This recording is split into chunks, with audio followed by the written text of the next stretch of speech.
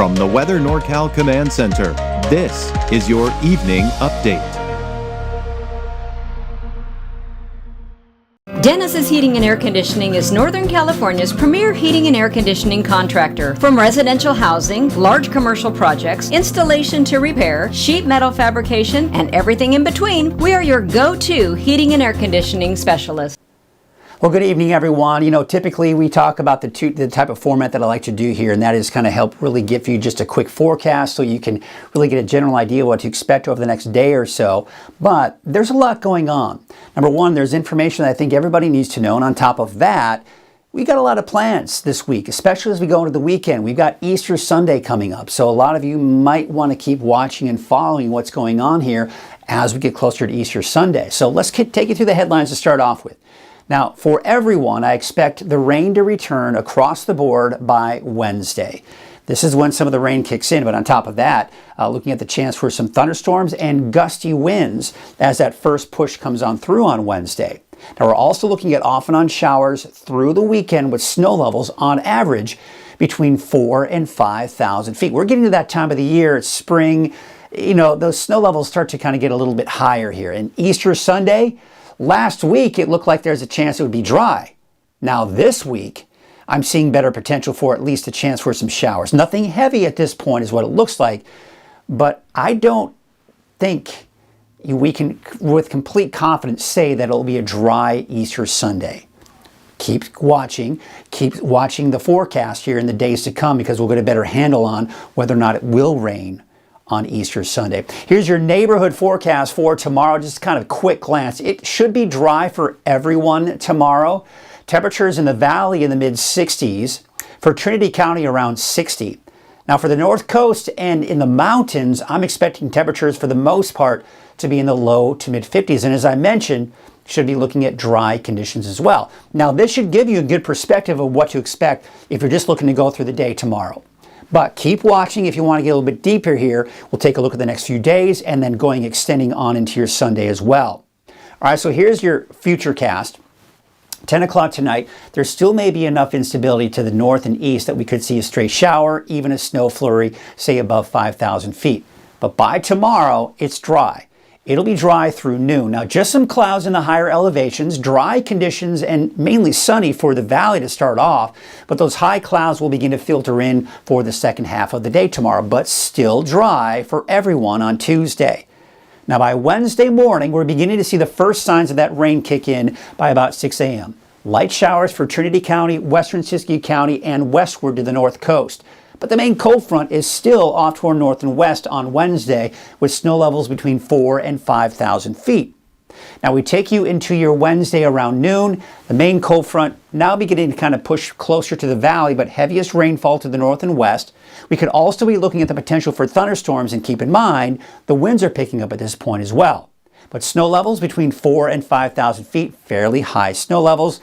Minor impacts when we're talking travel. But even around noon, we're already starting to see some showers here, especially for the mountains east of the valley, and then the chances continue to increase as we take you through the afternoon and into the evening on Wednesday. In fact, by Wednesday evening, we're behind that cold front for the coast, and it's drying out, at least for now at that point, right? And then everyone else seeing those showers, maybe some thunderstorms, and as I mentioned, you've got that snow around 4,000 to 5,000 feet. So we're talking about the potential for thunderstorms, and as of right now, the Storm Prediction Center has the best chances basically in Del Norte and north and western portions of Humboldt County. Otherwise, the chances are slimmer to the east, but I don't want to rule out chances for thunderstorms, especially in the valley as we do go into Wednesday afternoon, Wednesday evening. Now we take a look at the storm strength, and as we go through the day on Tuesday, there's really not much to speak of because we're expecting dry conditions. But there you can see, this is one of the reasons why the Storm Prediction Center has that area of the best chance for thunderstorms, because where you get the lighter shades of blue, getting into a little bit of that green, indicating that, yeah, that's when we start seeing that potential for thunderstorms begin to kind of pick up here, especially this time of the year where you got that somewhat what we call convective heat that kind of comes on through. But looking at our overall chances for rain, well, there you can see not a lot of rain through Wednesday night for parts of, say, Redding, a little bit less as you head down to the south, and of course a lot more rainfall is expected out along the coast. Now, this is not including what we'll see Thursday, Friday, and even into the weekend. Now, when we're talking about snow and travel impacts, we'll take a look at this. I don't anticipate for there to be any problems on I-5, maybe on Highway 89 because you're getting into some of those higher mountain passes there. And for those higher mountain passes east of I-5, say around 4,000 feet or higher, you could run into some chain requirements on Wednesday. But west of I-5 on Highway 299, I think we should be in pretty good shape and don't have to worry about snow there. There may be a few of those higher mountain passes on Highway 36 where you could run into a few problems.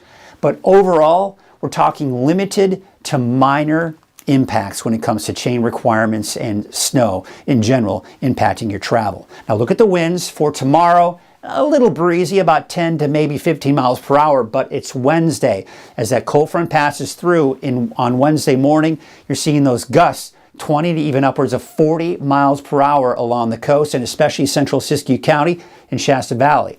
Then we go into Wednesday afternoon as the cold front is passing through the valley. You can see gusts 20, 30, 35 miles per hour, not out of the question, and some very gusty winds to the north and east. Now, these could be damaging winds, potential for power outages, right? So we'll have to watch for that potential as we go into the next few days and that storm system passes through.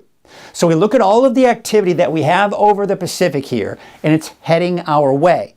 Now, we saw the timing of the rain here for Wednesday, so we're not going to really focus too much on that. We're just going to see that's the storm system that'll be kind of pushing through, giving us that rain on Wednesday. Now, it's not this low pressure system, but this one right here in its developing phases will rotate around and get caught up in that flow around that low and develop its own area of low pressure and storm itself that'll impact us Thursday and Friday. Now, the flow around that low initially will bring in that rain and not to mention that snow for Thursday and Friday. And it's where this low pressure system goes over the weekend will determine whether or not we see rain on Easter Sunday. Now, as it stands right now, both the European and the GFS, which is what we're looking at here, the American forecast model, has that potential for rain, including the valley. You can see the flow around that low will still be over Northern California, giving us that chance for showers. But it doesn't look to be heavy. Okay, and then we go into your Monday, and that low pressure system moves out, but another area of low pressure develops to our east. The flow around that low may give us an even slimmer chance for showers on Monday, but a chance nonetheless. But for now, I'm going to keep Monday dry. This is kind of one of the first indications that we're kind of seeing that. But and we're going out 7 to 8 days. It gets a little unreliable at that point. Looking at the wave heights for your Tuesday, they are going to be increasing here, and especially going into your Wednesday. So as a result, the National Weather Service has issued a gale watch for Tuesday night through the day on Wednesday. But tomorrow, at least through the day, we'll just see the increasing waves, right? So there you can see the winds from the southeast at 5 knots, but waves from the northwest at 4 feet at 7 seconds, and from the west at 6 feet at about 13 seconds. So again, we see that increase in those wave heights throughout the day tomorrow. Temperatures tonight in the low to mid 40s for the valley, and looks like mainly in the low 30s, some upper 20s in there for some of the higher elevations. A low 30s for Trinity County, low 40s inland, and for the coast, temperatures there also in the low 40s. So here's your Trinity County neighborhood forecast. Your temperatures will be in the upper 50s to about 60. Low 60s for some of the areas around Trinity County. There's that rain coming in Wednesday. Snow levels staying mainly above 4,000 feet here as we start to see that rain begin to kick in. Now for the north coast, taking into southern Humboldt County, there you can see about 63 degrees in Garberville, 56 for Ferndale, and Blue Lake about 58. We take you up north for the North Coast neighborhood forecast with 58 for Smith River and Gas Key, and there's McKinleyville with a high of 56 degrees. Your Siskiyou County neighborhood forecast. Temperatures mainly in the low to mid 50s, although in eastern Siskiyou County getting a little bit more chilly. Temperatures upper 40s to low 50s there for your daytime highs on Tuesday. In your Modoc County neighborhood forecast, temperatures mainly in the upper 40s to low 50s for your daytime highs. And here's a look at your Eastern Mountains neighborhood forecast. 52 degrees for Chester, 56 in Shingletown, 53 in Bernie and Doyle, a high of about 54 degrees. And your Valley neighborhood forecast to the south, 65 degrees for Elk Creek, 67 degrees for Hamilton City, and there you can see Oroville, a high of 66 degrees. And we take you up to the north with Redding, a high of about 66, 64 for the city of Shasta Lake and Lakehead.